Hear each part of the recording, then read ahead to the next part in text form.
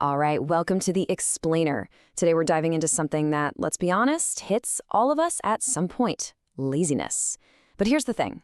I want you to forget everything you've ever heard about willpower. We're going to break down a really practical and kind of counterintuitive method to beat it for good. So let's just kick things off with a simple question for you. Think about your goals for a second. You know, the big ones, the small ones. Maybe it's about studying or hitting the gym or that big career move. What is that one thing that always seems to get in the way? Yep, you guessed it, laziness. It's this powerful force, right? It can completely derail even our best intentions. But what if I told you it's not some unbeatable monster?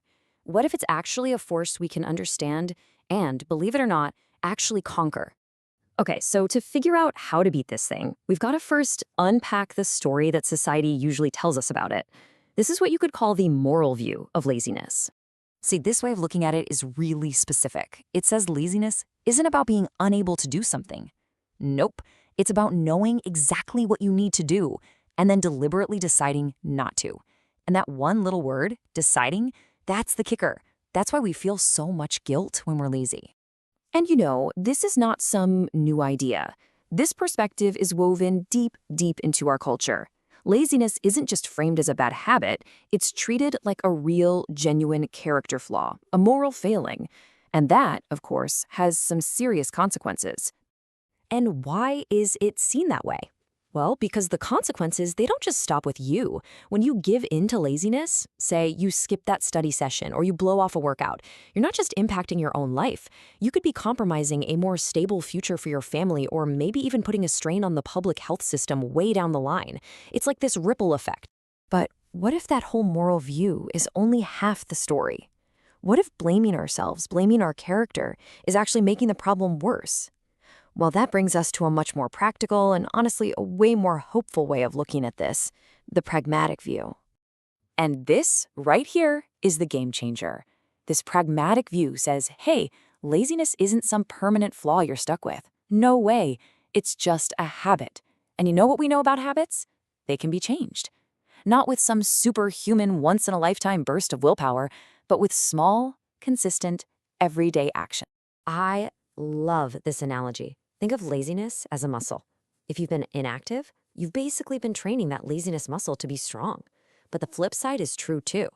Anti-laziness is also a muscle. It might be kind of weak right now, sure, but you can absolutely start training it one tiny little rep at a time, starting right where you are today. Okay, so that's the big question, right?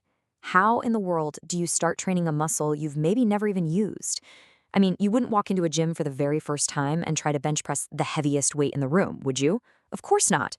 And the exact same logic applies here. And this is the secret sauce, the core of this whole counterintuitive method.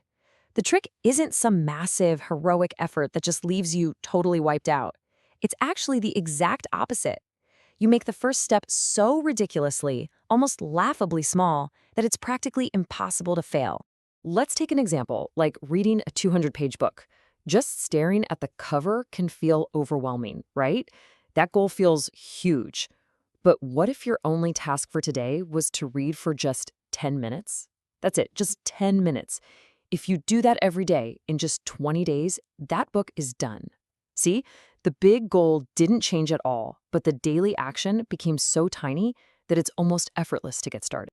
And the reason this strategy is so brilliant is that it literally hacks our own biology. Our brains, you see, are hardwired to be efficient. They want to conserve energy. So when you think about a huge task, your brain hits the brakes. It sees a massive energy bill coming. But a tiny 10-minute task, that barely costs any energy at all. So you just bypass that natural resistance. You're working with your brain's programming instead of constantly fighting against it. So you can actually break this whole method down into a simple 4-step loop. Step 1, reduce. Make the task ridiculously small, like smaller than you think it needs to be.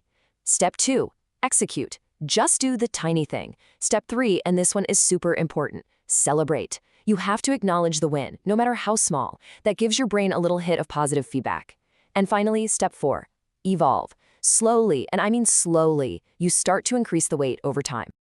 All right, so we've got the theory, we've got the steps, but how do you make this whole thing stick for the long haul? Because really, the way you progress is every bit as important as how you start. Now, here is a really, really crucial warning. Once you get comfortable reading, say, 5 pages a day, the temptation is going to be to jump up and double it to 10. Do not do that. That's a one-way ticket to burnout. It's just like in the gym, you only add a tiny bit of weight at a time.